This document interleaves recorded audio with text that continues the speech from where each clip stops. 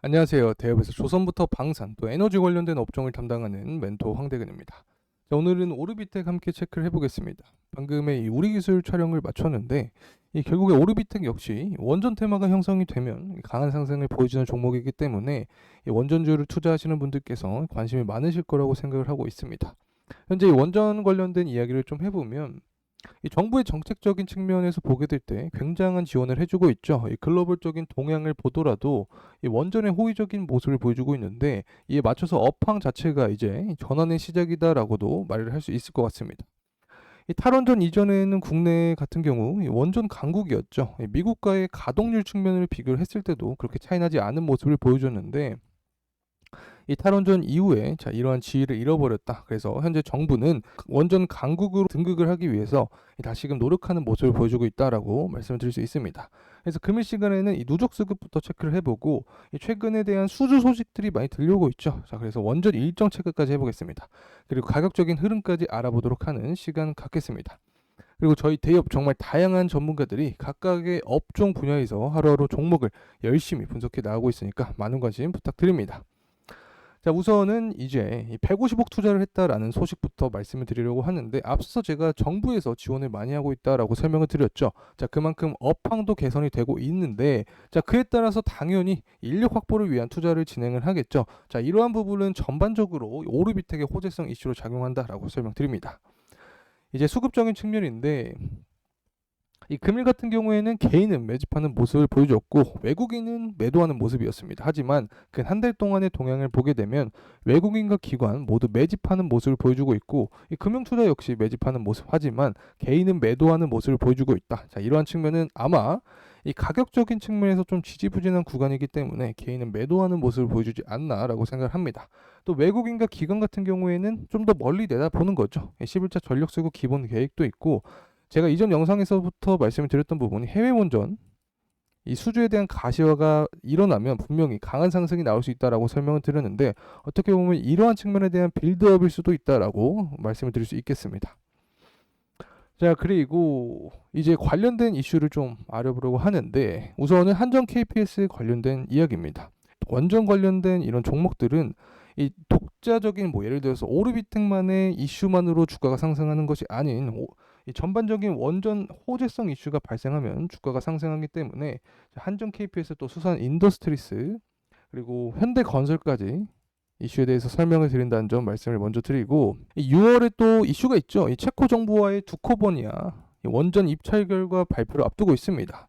현재는 이 수주 낭보 기대감이 높아진 상황인데 이 미국의 웨스팅하우스가 또 탈락을 했죠. 그래서 한국과 프랑스 2파전으로 현재 좁혀진 상황입니다. 특히 팀코리아의 한전 KPS가 체코 신규 원전 건설 사업의 수주 가능성을 높이는데 굉장한 일조를 하고 있다라는 평가에 대한 내용입니다. 사실 이렇게 되면은 이 팀코리아의 구성원 전부 다 긍정적인 모멘텀을 받을 수 있겠죠. 제가 우리 기술 얘기를 할 때 두산 에너빌리티도 호재를 받고 우리 기술도 움직일 수 있다라고 말씀드렸는데 이렇게 되면 전반적인 원전 테마가 형성이 돼버립니다. 그러면 오르비텍 역시 강한 주가의 상승 모멘텀을 받을 수 있다 이렇게 설명을 드립니다. 자, 그리고 수산 인더스트리가 한수원과 이 신한울 3, 4호기에 이 기자재 품질 검사 용역 계약을 또 체결을 했습니다. 이 총선이 다가오고 있는 만큼 관련해서 이 원전의 이슈들이 계속해서 부각이 되고 있는 거죠.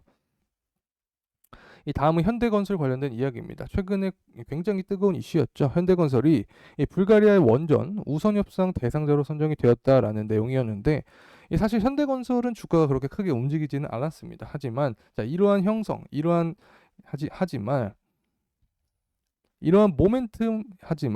모멘텀이 쌓이다 보면 원전 테마들은 하지만 이러한 모멘텀이 쌓이다 보면 원전 테마 역시 추후에 강한 상승을 보여줄 수 있다라고 설명을 드릴 수 있고 지금까지의 원전 관련된 이슈들을 좀 살펴보게 되면 2012년 8월에는 이집트에서의 엘다바 원전 수주가 있었습니다. 규모가 3조 원가량이 됐었죠. 자, 그리고 23년 6월에는 또 루마니아와 계약이 있었고 24년 2월에는 최근 현대건설의 불가리아 원전 우선 협상자 선정이 되었습니다. 그리고 앞으로는 폴란드부터 체코 또 네덜란드 수주를 기대를 하고 있는 상황인데 계속해서 우리가 생각을 했던 범주에 있는 거죠. 해외 원전에 대한 수주가 가시화가 되고 있는 현 상황이다. 자, 그래서 해외 원전 수주가 한번 물꼬가 트이게 되면 이 생태계에는 더 큰 활기가 돌 것이다라고 설명을 드립니다. 그래서 현재 동향은 유럽뿐만 아니라 이 중동 지역과 같이 해외 원전에 나오는 것들은 모두 이 팀코리아가 참여를 하려고 하고 있기 때문에 앞으로의 기대감은 더욱 강하다라고 설명을 드립니다. 자, 그리고 다음 내용은 이제 원전에 대한 정부 지원금입니다. 이 탈원전 이후에 이 위상이 많이 떨어졌다라고 설명을 드렸죠. 그래서 이번 정부는 특히 이 원전을 중심으로 이 정부의 정책적인 어떤 이 방향성을 보여주고 있는데, 또 총선이 4월로 다가온 만큼 계속해서 힘을 실어주고 있는 모습을 보여주고 있습니다. 특히 3조 3천억 규모의 원전 일감, 또 1조 원 규모의 특별 금융 지원을 통해서 이 원자력 R&D에 5년간 이 4조 원을 투입할 예정을 하고 있습니다. 그래서 다시 한번 원전 강국의 위상을 위한 어떤 발판을 마련하고 있다, 이렇게 설명을 드립니다. 또 국제 에너지 기구의 동향도 체크를 해봐야겠죠. 이 글로벌적인 업황이라고도 볼 수 있는데, 이 원전에 대한 잠재력을 결국에 인정을 했습니다. 이 청정 에너지원으로서 원전을 인정한 건데, 이 결국 이산화탄소를 배출하냐 혹은 하지 않느냐를 기준으로 결정을 합니다.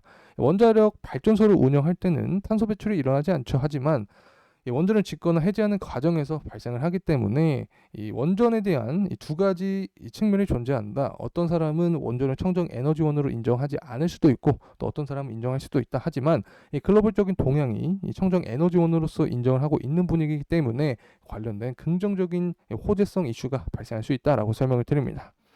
자, 이제 가격적인 측면 살펴보겠습니다. 현재 가격은 3,400원 구간이죠. 지지부진한 모습을 보여주고 있는데, 우리 기술도 사실 마찬가지입니다. 뭐 오르비텍뿐만 아니라 뭐 보성파워텍 다른 이 원전 주가들도 현재는 이 가격적인 측면에서는 지지부진한 구간에 있다라고도 설명을 드릴 수 있는데, 결국에는 상승 추세의 전환을 위해서는 11선 위 안착을 해야 됩니다. 11선 위에 안착하면서 주가가 상승해주는 모습을 보여줘야 되는데, 결국에 이러한 모멘텀 역시 11차 전력수급 기본계획에서 결정이 되지 않을까 생각을 하고 있습니다. 해외 원전 수주 가시화가 더 확실히 되면 이 구간에서 이 시장에 이 수급이 쏠리면서 이 거래량이 동반된 강한 상승이 나올 수 있다고 생각을 합니다. 자, 이러한 부분은 또 앞으로 계속해서 체크를 해봐야겠죠. 그래서 차후 영상에서 더 자세하게 이런 디테일적인 부분은 다루도록 하겠습니다. 이번 영상은 이상으로 마무리하겠습니다.